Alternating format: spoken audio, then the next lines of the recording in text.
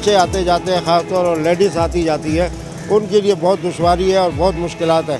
बाद औरतें गिर जाती है, बच्चे गिर जाते हैं, कीचड़ है, और बारिश के टाइम से लेकर अब तक उससे पहले से ये इस तरह मामला चल रहा है। एक रोड बंद किया हुआ है, एक चालू है, तो डबल ट्रैफिक चल रही है, समझे। सबको परेशानी है, आने जाने वालों को ज़्यादा तकलीफ है।